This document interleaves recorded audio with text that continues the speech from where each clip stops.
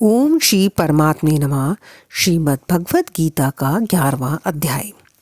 इस प्रकार भगवान के वचन सुनकर अर्जुन बोले, हे भगवान, मेरे पर अनुग्रह करने के लिए परम गोपनीय अध्यात्म विषयक वचन अर्थात उपदेश आपके द्वारा जो कहा गया उससे मेरा ये अज्ञान नष्ट हो गया है।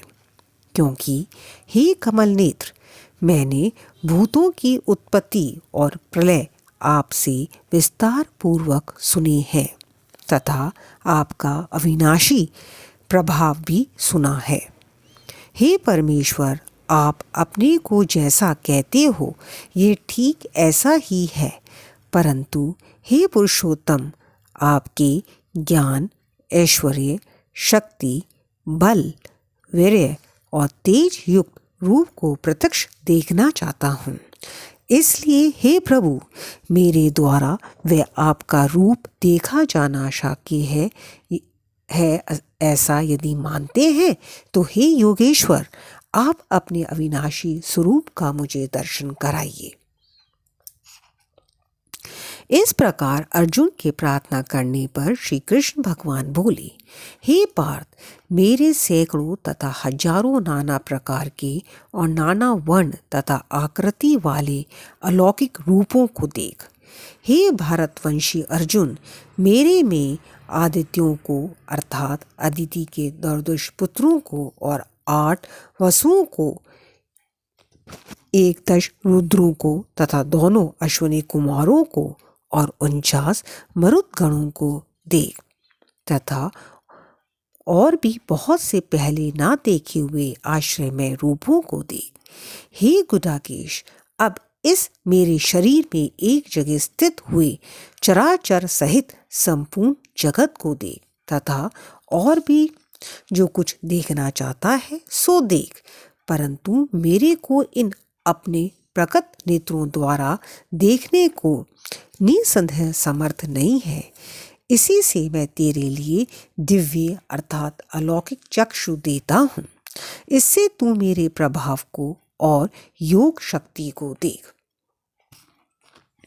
संजय बोले, हे अर्जुन, महायोगेश्वर और सब पापों के नाश करने वाले भगवान ने इस प्रकार कहकर उसके उपरांत अर्जुन के लिए परम ऐश्वर्य युक्त दिव्य स्वरूप दिखाया।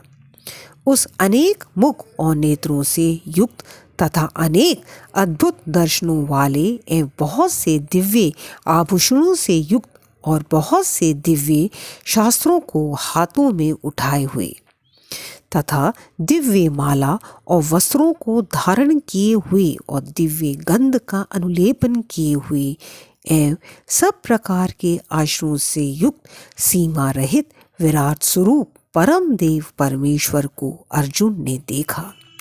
हे राजन, आकाश में 1000 सूर्यों को एक साथ उदय होने से उत्पन्न हुआ जो प्रकाश होवे, वह भी उस विश्व रूप परमात्मा के प्रकाश के सदृश कदाचित ही होवे।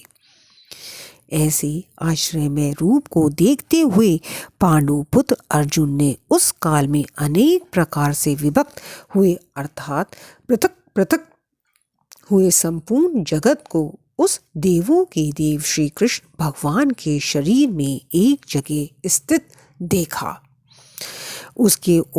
उसके अनंतर वह आश्रय से युक्त हुआ हर्षित रोमों वाला अर्जुन विश्व रूप परमात्मा को श्रद्धा भक्ति सहित सिर से प्रणाम करके हाथ जोड़े हुए बोला, हे देव, आपके शरीर में संपूर्ण देवों का तथा अनेक भूतों के समुदायों को और कमल के आसन पर बैठे हुए ब्रह्मा को तथा महादेव को और संपूर्ण ऋषियों को तथा दिव्य सर्पों को देखता हूँ।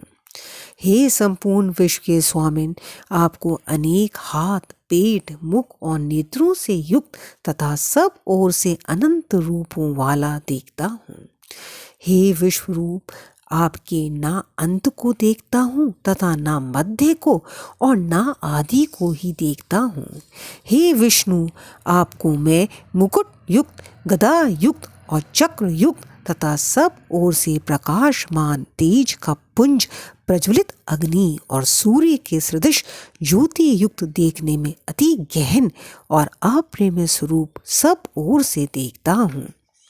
इसलिए हे भगवान, आप ही जानने योग्य परम अक्षर है, अर्थात परब्रह्म परमात्मा है, और आप ही इस जगत के परम आश्रय हैं तथा आप ही अनादि धर्म के रक्षक हैं और आप ही अविनाशी सनातन पुरुष हैं, ऐसा मेरा मत है। हे परमेश्वर, मैं आपको आदि अंत और मध्य से रहित तथा अनंत समर्थ से युक्त और अनंत हाथों वाला तथा चंद्र सूर्य रूप नेत्रों वाला और प्रज्वलित अग्नि रूप मुख वाला तथा अपने तेज से इस जगत को ताप्यमान करता हुआ देखता हूँ। हे महात्मन, ये स्वर्ग और पृथ्वी के बीच का संपूर्ण आकाश तथा सब दिशाएं एक आप से ही परिपूर्ण है तथा आपके इस अलौकिक और भयंकर रूप को देखकर तीनों लोग अति व्यथा को प्राप्त हो रहे हैं।